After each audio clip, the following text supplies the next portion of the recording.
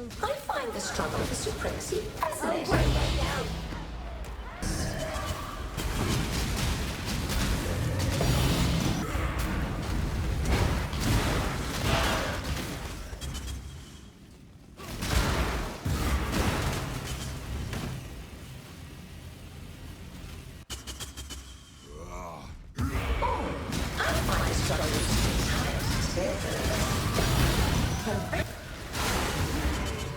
Hurry.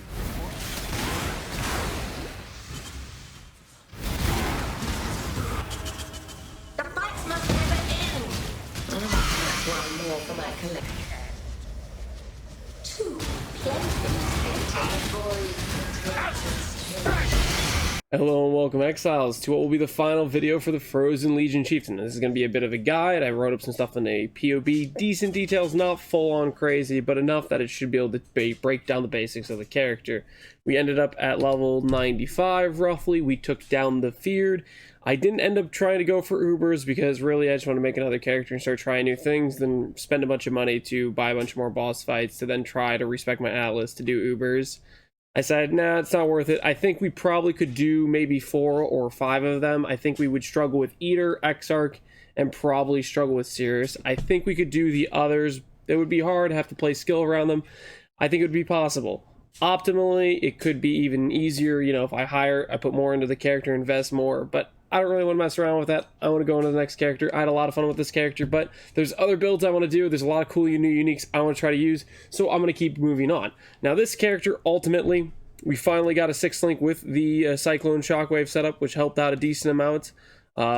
One thing I should note that was kind of a funny thing that I didn't really realize for 95% of the playthrough of this character, another important note is I ended up swapping out Life Tap for crit damage because, lo and behold, the skill we're actually casting doesn't get changed by the basically support gems in it. It doesn't change the mana cost, and on top of that, it's a skill I don't cast very often, and it only costs 20 mana. So ultimately, I never really had mana problems with casting this skill. I was getting mana problems with other things, and in order to fix my mana problems, I put Life Tap on like literally every skill I had when I didn't actually need to, and so we picked up another like 10, 15, 20% more damage just by swapping a link here from Life Tap to crit damage. Just a little funny thing I just didn't really think through, but when I was like refocusing on and switching things around, I realized today, oh yeah, I can swap that out. Other things, upgrades we made, pretty much the same jewelry as last time, same majority of things, I think, for the most part. The gear's mostly the same. The biggest thing we changed is tree-wise. We spec'd out of Templar and spec'd out of this area, just solely so we could get a cluster, which gives us Overlord. This is generally worth it just because of how good Fortify is. It's 20% less damage taking. It's a pretty effective EHP boost to the HP pool.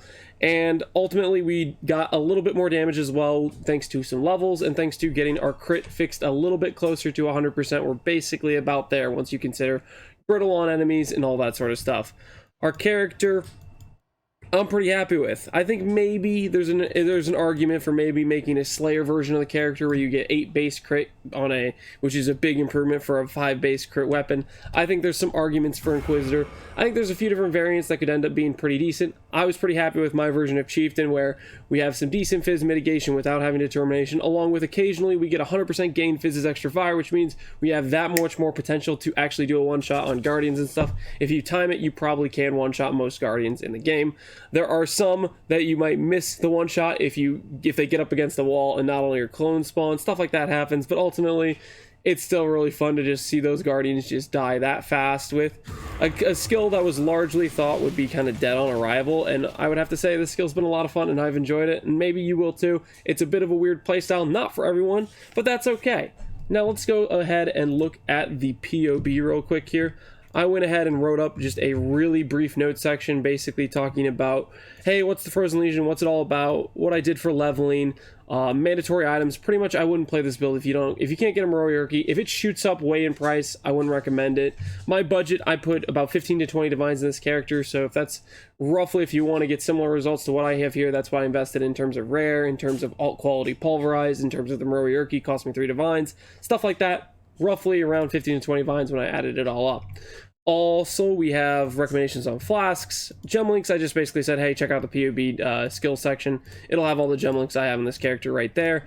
And then gearing, I basically said, hey, these are the types of things you want to shoot for rares. The gear crafting is pretty much just get a fractured item and throw essences at it. The only more complex crafting thing I did was our chest piece, which ultimately is pretty straightforward too. It's pretty much buy a chest piece, redeem or slam it, awaken or orbit with attack crit. If you have a full mod chest piece, you have to risk an annul or do a Maven Orb if you want to go to try to elevate your crit chance of frenzy.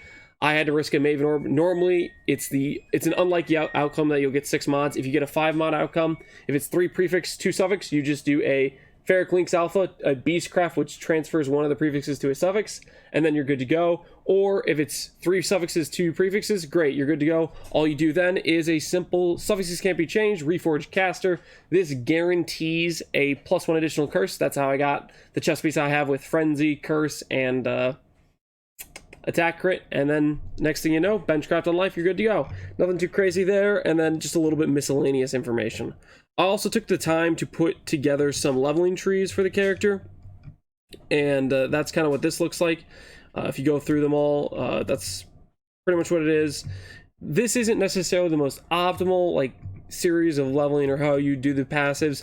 I think generally speaking, optimally the way I had it initially, like before you can afford a clusters, doing the Templar region, before you can afford doing Divine Flesh, going through Overbuy and Wavering Stance. The way I had it in the earlier trees, if you check out the earlier PoBs, that's something I would look into if you can't afford a cluster, stuff like that. And that options, that setup through the tree was pretty good. It was just basically some less damage. Another thing I want to note that is extremely important for this character is the focus mod. This makes the character feel so much good. You get that plus the triple curse. This was one of the biggest by far damage jumps this character took, was the ability to walk up to a boss, go focus, go attack. It's pretty simple, instant cast into basically Frozen Legion. That is the key here. This allows us to have basically full uptime on curses, and it also allows us to get the curse down without spending any of our own character's time casting it.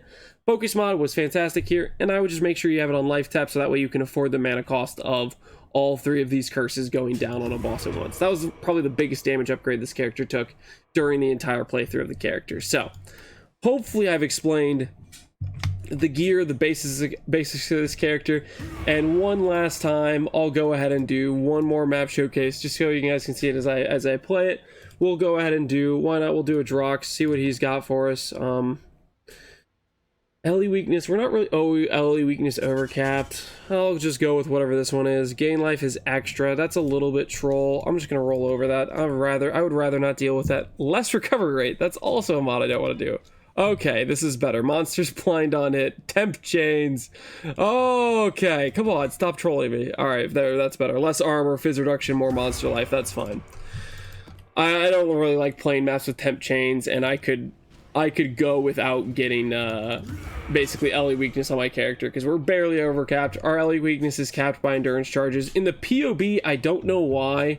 Oh, it's because in the PoB, I haven't told the PoB I have a Lyra. I'll change that before I upload the PoB. But in the PoB, it was telling me I didn't have capped res. I was like, what are you talking about? I know I have capped res because when we have the endurance charges, we're capped. Without the endurance charges, we're not capped. But then I realize now, PoB doesn't know I have a Lyra, so that makes sense. Pretty much the playstyle is as follows. You just cycling around, Frostblink in between packs, and then when you get to something that's like a tanky rare, something that's not dying instantaneously from the shockwave damage, all you do, Frozen Legion. Pretty simple stuff, really not too complicated. And Frostblink comes back a lot, because if you're in between a lot of monsters, you'll get it back a lot, and you get to keep using it. And then we're at the boss fight. Okay, whatever, I guess we went straight to it, not too bad.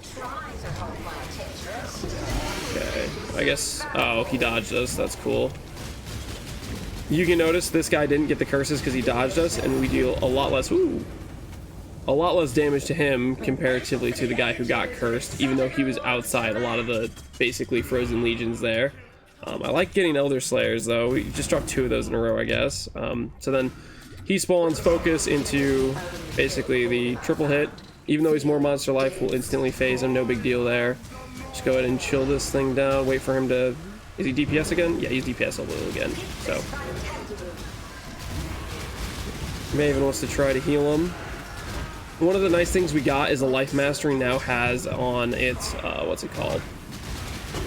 The life mastery now has reduced life recovery rate. I'm talking about this thing right here. I didn't really read the patch notes carefully enough, but somebody told me about it later, which is really nice when Maven says vitality boom, which is normally when she heals the boss a bunch.